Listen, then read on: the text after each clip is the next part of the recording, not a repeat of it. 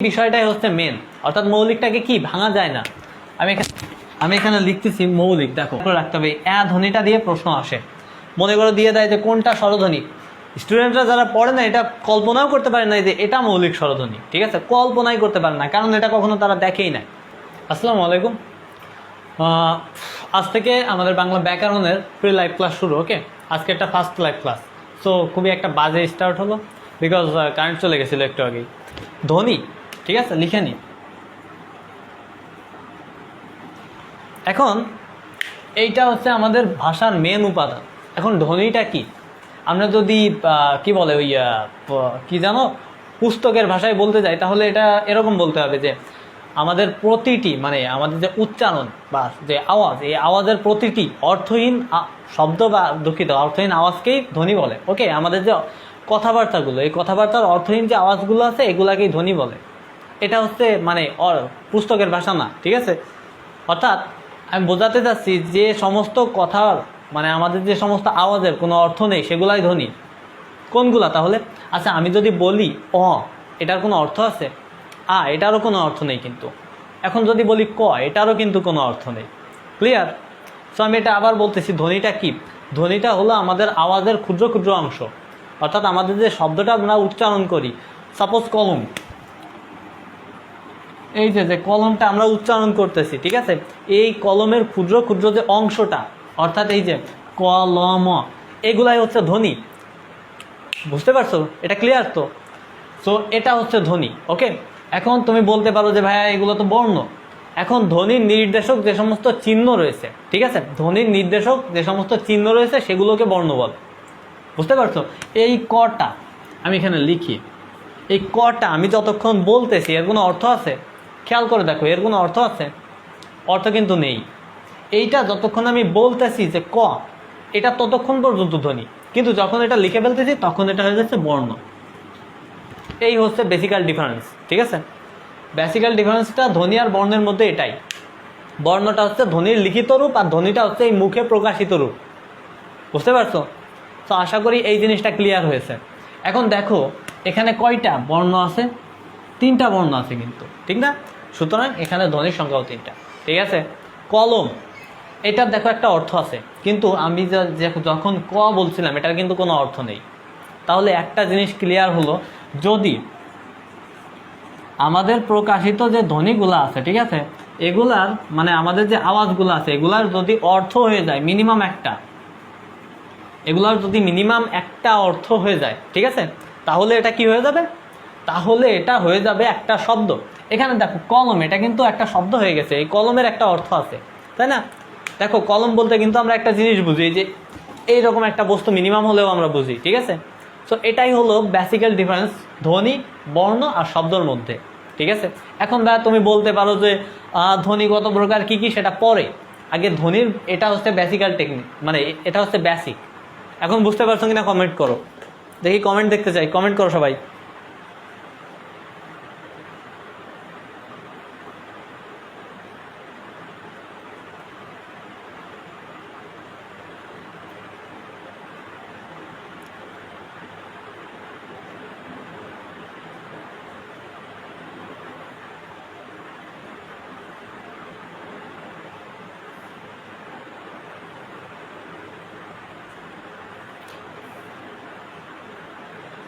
ওকে, easy school বলছে জি ভাই, ঠিক আছে।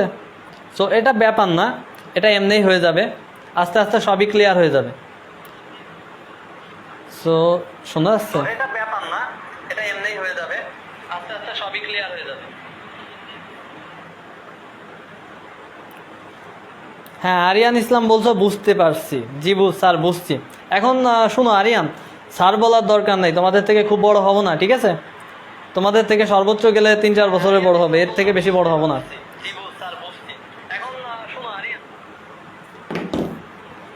সো এটা হলো ধ্বনি আর অর্থ আর বর্ণের পার্থক্য, ঠিক আছে। আমি আবার বলতেছি, বর্ণটা হলো আমাদের ধ্বনির লিখিত রূপ, ঠিক আছে, আর ধ্বনিটা হলো আমাদের যে মৌখিক রূপ, এটা। বুঝতে পারছো? আশা করি এটুকু ক্লিয়ার হয়েছে, এটা পারলে উঠায় নাও।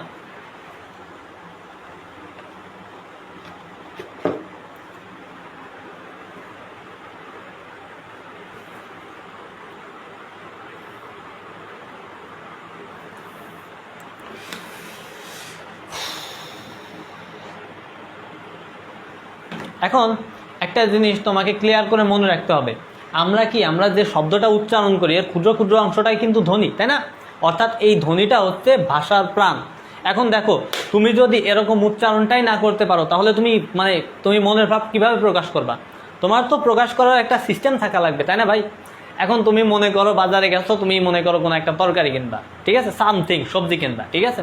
এখন তুমি যদি ওটা উচ্চারণ করতে না পারো, তুমি যদি ওর ধ্বনি ব্যবহার করে শব্দ তৈরি না করতে পারো, তাহলে কি তুমি তোমার মনের ভাব প্রকাশ করতে পারবা? এই জন্য ধ্বনিটা হলো ভাষার প্রাণ, বুঝতে পারছো? এই ধ্বনিটাকে ভাষার প্রাণ বলে। তো এটা ক্লিয়ার করি আগে। এটা কি পার্মানেন্ট মার্কার নাকি? না তো, ইনস্ট্যান্ট ড্রয়িং। এটা তো উঠতেছে না।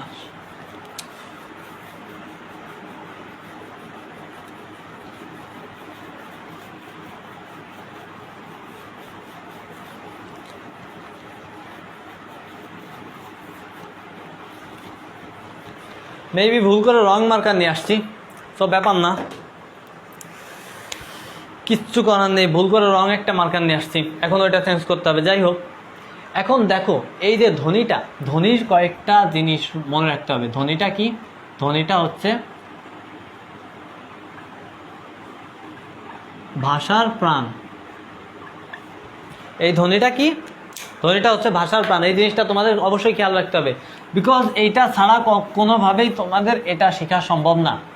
সুতরাং এটা অনেকবার প্রশ্নে আসছে ভাই, তোমরা মনে রাখবা ধ্বনিটা হচ্ছে ভাষার প্রাণ। ওকে, এখন এটা শেয়ার করে দাও আরিয়ান সহ, যারা ক্লাস করছো সবাই এটা শেয়ার করে দাও। ওকে,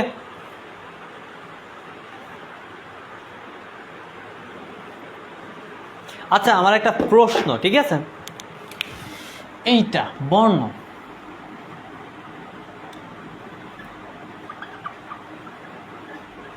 এখন কিছু করার নেই, একটা রং মার্কার নিয়ে আসছি, আর এটাও তেমন কালি নেই, আরগুলো এই রুমে নেই, ঠিক আছে। সো এখন এই জিনিসটা কি এক? বর্ণ আর অক্ষর, অর্থাৎ বর্ণ আর অক্ষর, এটা কি এক জিনিস? এটা একটু কমেন্টে দেখাও দেখি, বর্ণ আর অক্ষর এক কিনা দেখি, কমেন্ট করো।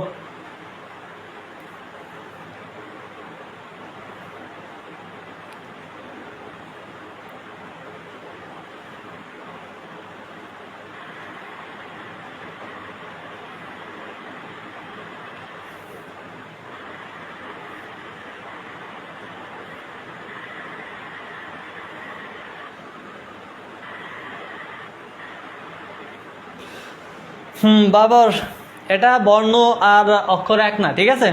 এখন বর্ণ আর অক্ষর এক না কেন আমি এটা বলতেছি, ঠিক আছে, শুনো। বর্ণ কি জিনিস আর অক্ষর কি জিনিস? অক্ষরটা হলো ততটুকু অংশ যতটা আমরা একবারে আমাদের বাকযন্ত্রের দ্বারা উচ্চারণ করতে পারি, ঠিক আছে। একটা শব্দের যতটুকু অংশ আমরা বাকযন্ত্রের দ্বারা একবারে উচ্চারণ করতে পারি সেটাই অক্ষর, ঠিক আছে। তো তুমি একটা শব্দ লিখি, কলম, ঠিক আছে, কলম, তারপরে কি এখানে সামথিং আর একটা লিখি, কি লিখি, ইউনিভার্সিটি।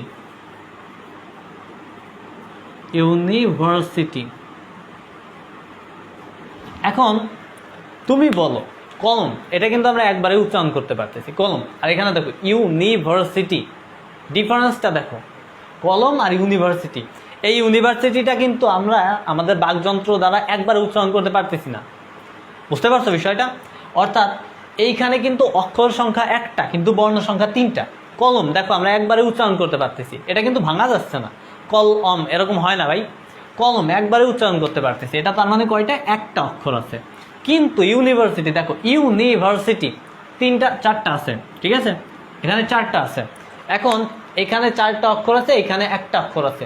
আর যদি তুমি বর্ণের বিষয় দেখো, এখানে তিনটা আছে, আর এখানে মিনিমাম তিনটা চারটা, এখানে ওই 8-10টা মতো আছে, ঠিক আছে।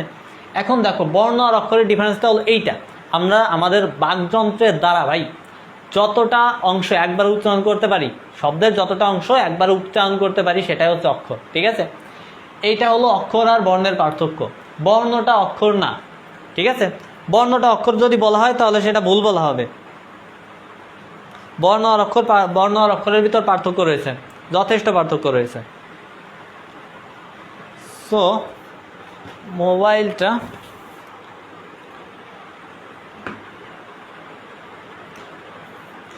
বুঝতেছো?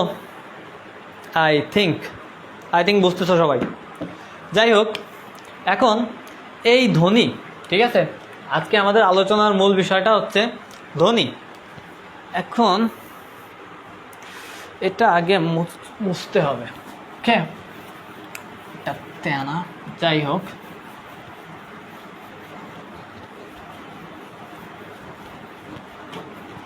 এখন দেখো ধ্বনিটা, ঠিক আছে, ধ্বনি আমরা কি আলোচনা করতেছি? ধ্বনি নিয়ে।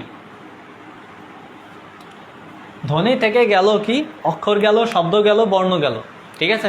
এই জিনিসগুলো হচ্ছে বেসিক, একদম ভাষার বেসিক, ঠিক আছে? এখন দেখো, এই যে আমরা ধ্বনিটা নিয়ে আলোচনা করতেছি, এই ধ্বনিটা কয় ভাগে বিভক্ত? এই ধ্বনিটা দুই ভাগে বিভক্ত। যেমন বর্ণের ক্ষেত্রে স্বরবর্ণ, ব্যঞ্জন বর্ণ রয়েছে, এই ক্ষেত্রেও স্বরবর্ণ ব্যঞ্জন বর্ণের মতো স্বরধ্বনি ব্যঞ্জন ধ্বনি রয়েছে, ঠিক আছে? তাহলে কি কি? এটার পার্টটা হচ্ছে দুই প্রকার, স্বরধ্বনি আর একটা হলো ব্যঞ্জন ধ্বনি, ঠিক আছে? এইটা হলো পার্থক্য। ধ্বনিটাকে দুই ভাগে ভাগ করা হয়, একটা হলো স্বরধ্বনি আর একটা হলো ব্যঞ্জন ধ্বনি। এখন তুমি বলো ভাই, স্বরধ্বনি আর ব্যঞ্জন ধ্বনি হলে স্বরবর্ণ আর ব্যঞ্জন বর্ণ আলাদা করে ভাগ করা হয় কেন? ভাই ভাগ তো করা হয়, এটা এই যে ধ্বনি, এটা লিখিত রূপটাই হচ্ছে বর্ণ, ঠিক আছে? এইটারও যে ভাগ হবে ওইটারও সেই একই ভাগ হবে, কিন্তু এটার নাম্বারের সময় পার্থক্য আছে। তোমার মনে করো স্বরধ্বনির সংখ্যা আর ব্যঞ্জন ধ্বনির সংখ্যা মিলে তোমার যে বর্ণগুলো আছে এইগুলোর সাথে মেলবে না, কারণ আমরা যে যদি অ বলি, ই বলি, আ বলি, বলি, সব কিছুই ধ্বনি হয়ে যায়, ঠিক আছে? অর্থাৎ যত সব আওয়াজ করো না কেন, যদি তার অর্থ না থাকে ভাই, সেটাই ধ্বনি হয়ে যাবে, এটাই নিয়ম। সুতরাং ধ্বনি আর অক্ষর, এটা দুঃখিত, ধ্বনি আর বর্ণ, এটার নাম্বারের অনেক ডিফারেন্স আছে, ঠিক আছে? এখন দেখো, স্বরধ্বনিটাকে আবার দুই ভাগে ভাগ করা হয়, ঠিক আছে? একটা হলো হ্রস্বস্বর আর একটা হলো দীর্ঘস্বর, ঠিক আছে? হ্রস্বস্বর আর একটা হলো দীর্ঘস্বর। এখন বলতে পারো হ্রস্বস্বর আর দীর্ঘস্বর কোনগুলো, ঠিক আছে? এখন এই হ্রস্বস্বর আর দীর্ঘস্বরটা হলো এই হ্রস্বস্বর যেগুলাই তোমার হালকা পরিমাণ ব্যবহার করা লাগে, তোমার ফুসফুস, ঠিক আছে? ফুসফুসটা হালকা পরিমাণ ব্যবহার করা লাগে, অর্থাৎ যেগুলার আমাদের যে উচ্চারণটা, উচ্চারণটা আমাদের আস্তে করে করা লাগে, ঠিক আছে? অর্থাৎ হালকা করে। এগুলা কি কি? এ দেখো, অ আছে, আ আছে, ই আছে, আর কি? রি আছে, ঠিক আছে? এই চারটা হলো হ্রস্বস্বর। আর দীর্ঘস্বর কোনগুলা? দীর্ঘস্বরটা হচ্ছে বাদ বাকি যে সাতটা রয়েছে, স্বরে আ, দেখো আমরা কিন্তু এটাই অ থেকে বেশি টাইম আমরা দেই, স্বরে আ, তারপরে কি আছে? দীর্ঘ ই, এটা আগেই রয়েছে দীর্ঘ, অর্থাৎ এটা দীর্ঘ, ঠিক আছে? তারপর বাদ বাকি যতগুলা রয়েছে সবগুলাই দীর্ঘস্বর, ঠিক আছে?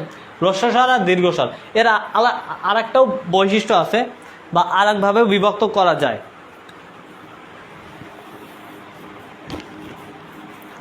জাস্ট ওয়েট, এটা মেবি পার্মানেন্ট মার্কার ছিল। যাই হোক, মার্কারের যেহেতু সমস্যা, সেহেতু এটা দিয়েই চালাতে হবে। কালকে হয়তো বা আরও 2-4টা কিনে নিয়ে আসবো। আচ্ছা দেখো, মার্কার ওই পাশে আছে, এখন যাওয়ার কায়দা নেই। এই স্বর, এটাকে আবার আর একভাবে দুই ভাবে গিয়ে ভাগ করা হয়, একটা হলো মৌলিক স্বরধ্বনি আর একটা হলো যৌগিক স্বরধ্বনি। এখন ভাই বলবা যে মৌলিক স্বরধ্বনিটা কি? আচ্ছা, মৌলিকটা কি? মৌলিকটা হলো সেই সমস্ত বিষয় যেগুলো ভাঙা যায় না, তাই তো? এটাই তো আমরা সেই ক্লাস 3 থেকে মৌলিক আর যৌগিক এই সমস্ত বিষয় পড়ে আসতেছি, তাই না? এই বিষয়টাই হচ্ছে মেন, অর্থাৎ মৌলিকটাকে কি ভাঙা যায় না। আমি এখানে লিখতেছি মৌলিক, দেখো মৌলিক, আর এখানে কি? যৌগিক। এখন মৌলিকটা কি? মৌলিকটা হচ্ছে যেগুলাকে ভাঙা যায় না, যে সমস্ত বর্ণ ভাঙা যায় না, যে সমস্ত স্বরবর্ণ। এখন বলতে পারো যে স্বরবর্ণরা আবার ভাঙা না ভাঙা কি জিনিস ভাই? স্বরবর্ণরা আছে এইগুলা, ঠিক আছে?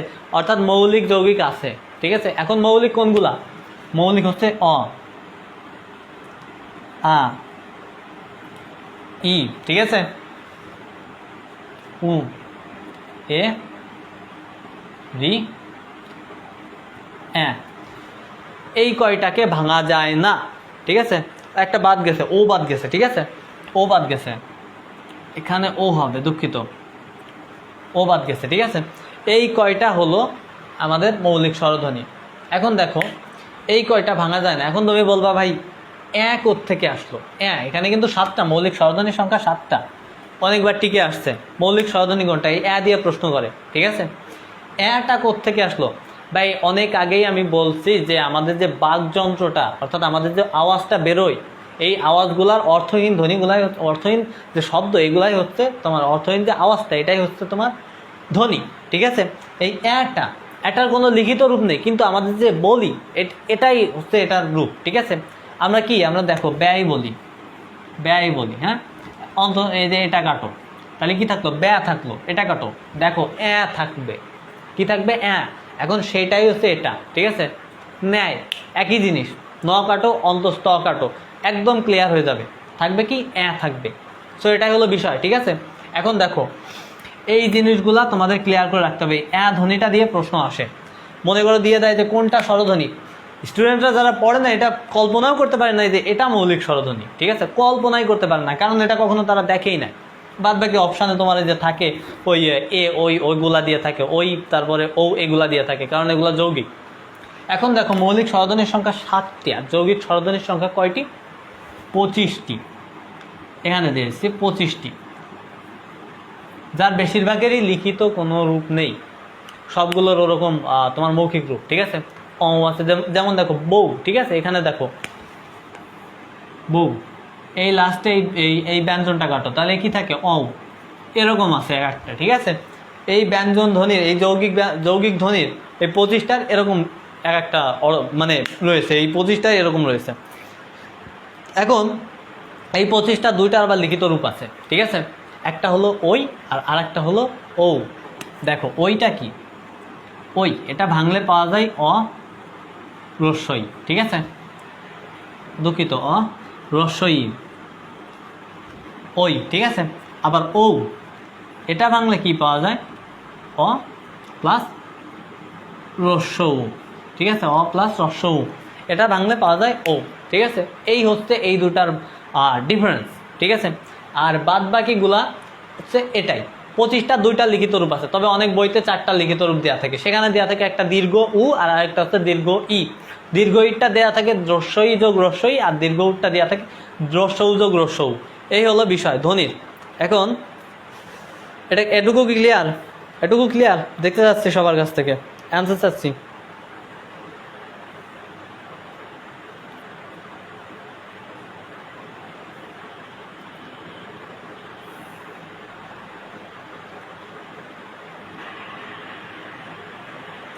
অ্যান্সার করো দ্রুত কমেন্টে অ্যান্সার করো।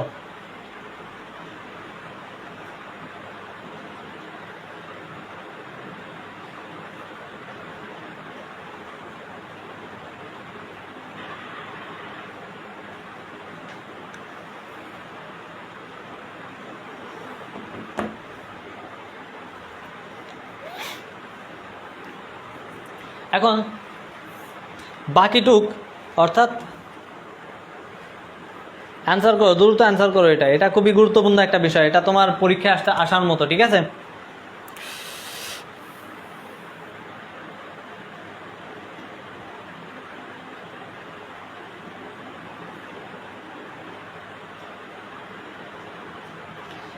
বাবার আজম বলছো, ক্লিয়ার।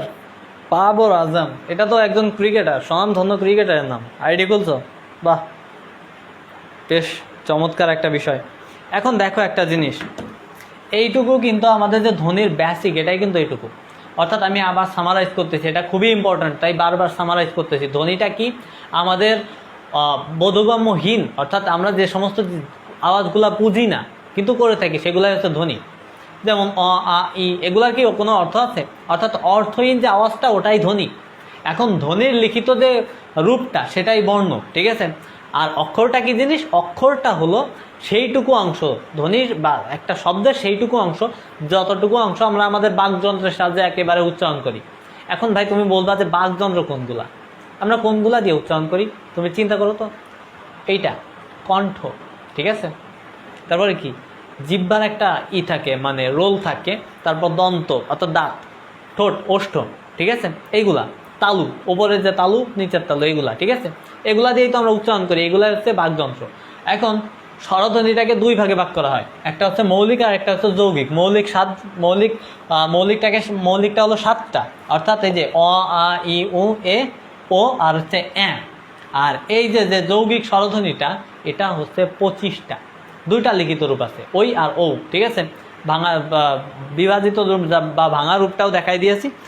কিন্তু এটা বাদে বিভিন্ন বইতে 2টা জিনিস স্থান পাইছে, ঠিক আছে। একটা হলো দীর্ঘ ই আর আরেকটা হলো দীর্ঘ উ।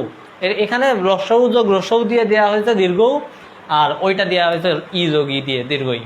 এইটুকু হলো এইটুকু হলো টোটাল সামারাইজ, ঠিক আছে। এখন কতটুকু ক্লাস হলো? সো আজ এই পর্যন্ত, ঠিক আছে। আগামী পর্বে ধ্বনিতত্ত্ব নিয়ে আলোচনা করা হবে। আর ভিডিওটা তোমরা সবাই শেয়ার করে দাও, ওকে, বিকজ এটা খুবই একটা ইনফরমেটিভ ভিডিও, অ্যান্ড বাংলা ব্যাকরণের ফ্রি ক্লাস কেউ দেয় না, ওকে। সো আসসালামু আলাইকুম।